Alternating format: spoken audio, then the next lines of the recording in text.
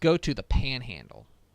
Via the miracle of telephones, we can get on the phone with the new head coach of the Dumas Demons. And I don't know, this is my notes are off because it says that the new head coach is Coach Dunnam, but that can't be right. In fact, instead, we were joined by the actual new head coach of the Dumas Demons, Coach Aaron Dunnam. Coach, how are you?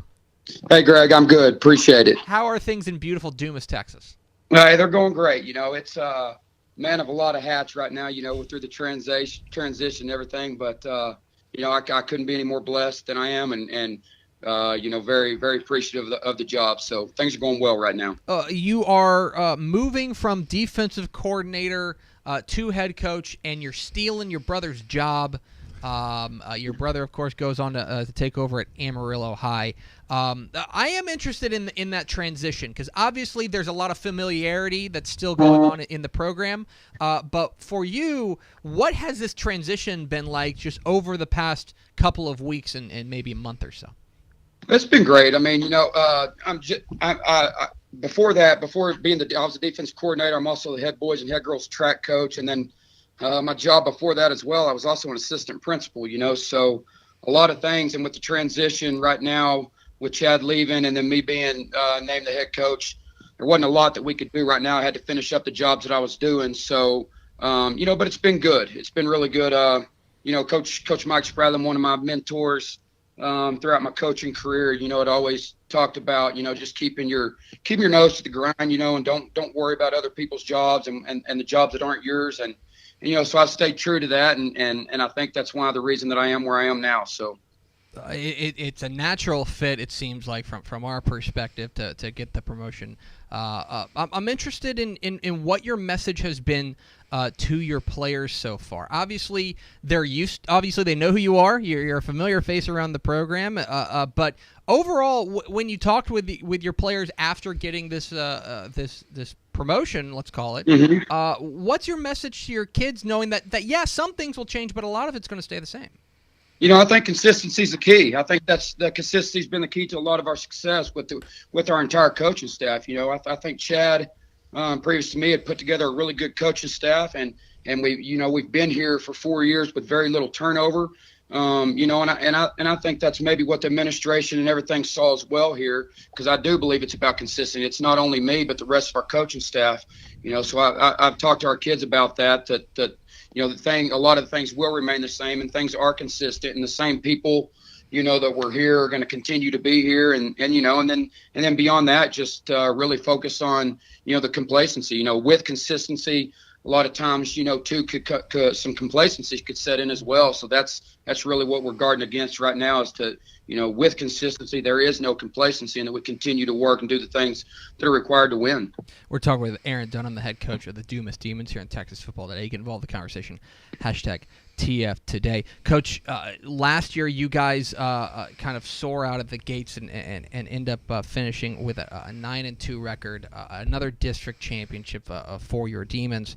I'm very interested to hear about how you kind of parlay that forward. These kids are now used to winning. They expect to win, which I know can be the toughest part of it getting, really getting any program going. How do you continue that and say, yeah, let's continue, all that winning we did last year, let's just keep doing that? I think you just got to continue with the recipe that got you there. And I'm a big, firm believer in hard work.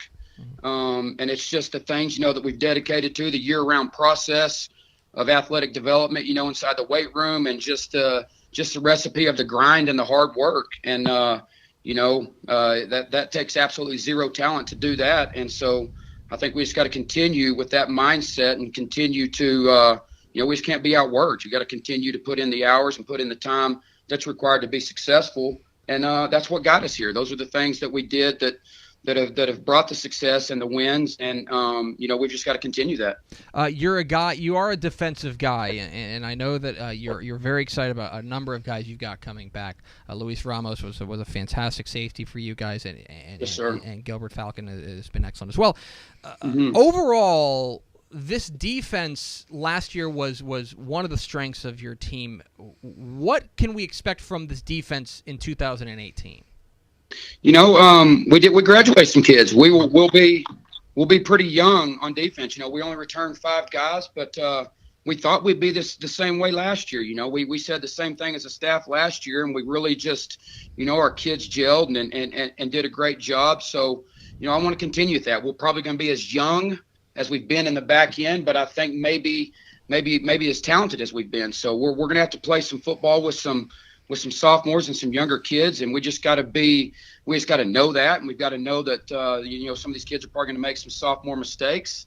We got to be willing to grind through it and stay with it, and stay true to what we do. So I do want to. And I think our offense is, the system that we run is our best defense as well. So we've got to. I want to stay consistent with that, and I've told our coaching staff and I've told our kids that we want to do that, and I do think that we play really, really good defense behind this offense. So I want to continue in that way. I'm interested in the leadership perspective of defense. We hear all the time about how you need, there's a natural kind of captain on the offense with a quarterback, but on the defensive side, it can kind of come from anywhere. And you guys, you mentioned you do lose some key pieces. Austin Adams, who was so fantastic for you guys, is gone. Jonathan Chavira is gone. A few other main key cogs that. How is it from a coaching perspective that you identify who can be a leader of this program, and how do you encourage that?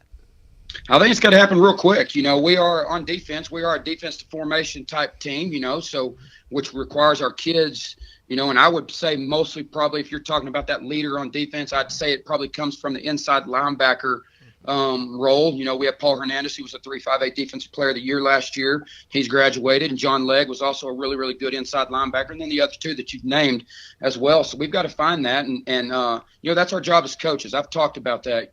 I don't think leadership, is a born behavior. I think that's a learned behavior. So it's our job, and I'm really, really working on that right now. We started a leadership council. We're meeting one time a week, and we're talking about those types of things because we're not going to use that as an excuse. We've got to develop leadership, and we're going to really, really hone in on that on the defense side of the ball due to the fact that we've lost some of those guys. So you just got to teach it. It's got to be taught, and it'll happen. We just got to put the kids in the right spot and teach them how to, how to be leaders, and they'll do it. Coach, few teams in the state were as, let's say, put through the blender with realignment like you guys. Yes, sir. Not only the drop from 5A to 4A, but now you're in a district with teams you're used to in Hereford and Canyon. They came with you. Mm-hmm. You're adding in a team like Pampa. You're also in a 4-team district. A lot going on realignment-wise. Now that the dust has settled, what's your overall take on your district draw and what you guys are going to see heading into 2018?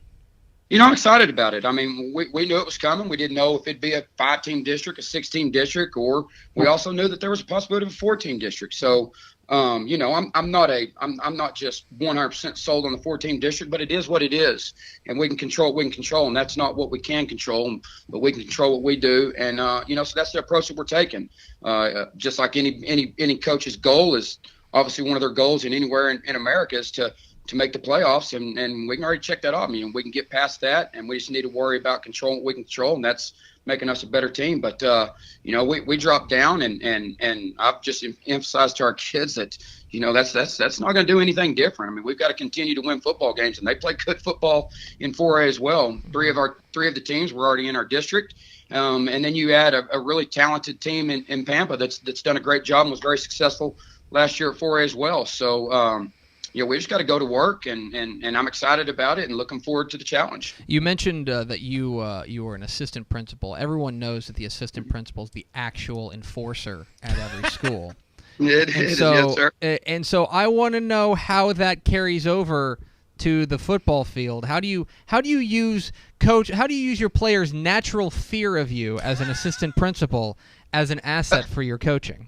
Yeah, I don't know. I'm a pretty intense guy, I guess. So, I really don't like to coach through fear, but I don't know that I do, but I'm pretty intense and I'm pretty active and I'm pretty loud, so I don't think that'll change. That happened before I was an assistant principal as well. So, I don't know, just pretty energetic guy. And I just, hopefully our kids can, I want to model the type of behavior and the type of play in my coaching that I want the kids to play with. And so, I'm going to be flying around and creating and coaching with some high energy and I expect the same from the rest of our kids. And finally, Coach, I know you're a busy man, but I've got to ask the question that's got to be on the minds of every person in the Panhandle, which is, when are we getting the Dunnam Bowl? When are we getting Amarillo versus Dumas? Because I don't know. I feel like I'll speak for the people where we say we demand it. Yeah.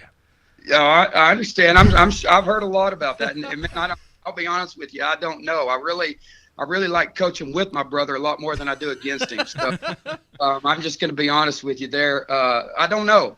We've actually played against each other 3 times previous in our career, and I'm telling you, it was an honor and a privilege, and I feel very blessed for the time that we spent the last 4 years together. And I'll be honest with you, I like that relationship a lot better than being on the other side. My brother taught me a lot. He's always been a big role model of mine, and that ain't going to change. I still look up to him to this day. So. It's an outstanding relationship you guys have, and the Panhandle's full of Dunnams now as head coaches. We're excited to see what they do. Coach Aaron Dunnam, the new head coach of the Dumas Demons. Coach, really appreciate your time. Congratulations again on the new gig. Best of luck in the offseason and down the road. Hey, thank you, Greg. I appreciate it, and thank you for everything Dave Campbell's Texas Football does. I appreciate what you do for our kids and the coaches across the state. It's really an awesome job. Absolutely. Thanks, Coach. Thank you, sir. There he goes, Aaron Dunnam, new head coach. Dumas Demons. He's fired up. Yeah, he's fired up. I got to tell you, what I wanted. Oh yeah, what I wanted was like, yeah, I want a piece of him. Let's go. As somebody with brothers, if I had the opportunity to coach against my brother, all that means is that he has a much better, healthier relationship with his brother than I have with mine. That's more an indication of the issues you might personally Correct. have, but that's not news on this show either. It's interesting, and I meant that about realignment, that you look at that, they're in that very odd huge change. They're in that a very odd 4-team district, so they've already qualified for the playoffs. Yeah. They're in the 4-team district, but it's like you're dropping down. But really, you're only gaining one new team in Pampa. Now, the difference is going to be, look, they're going to be matched up with District 4, which would be Decatur, Wichita Falls, Hershey, Springtown, Mineral Wells, somebody like that. But I will tell you that if you look up and down that Region 1, Hershey was really good last year, right? Yeah. And Seminole and Andrews are going to be tough. But Dumas is they're going to start the year near the top of any sort of regional rankings in Region 1 of 4A Division 1. Yeah. Because there's I think that it's a pretty good draw. It's an odd draw. Yeah. But it's a pretty good one, I think, for Dumas. Yeah, it's pretty wide open, too. Yeah, you just look at it and you go, ooh, the region's changed a lot. Mm-hmm. Wiley moves up to 5A. There's just a lot of stuff going on in that region. A lot of that movement makes it more out west, which makes things fun. But we appreciate Coach Aaron Dunnam hopping on with us.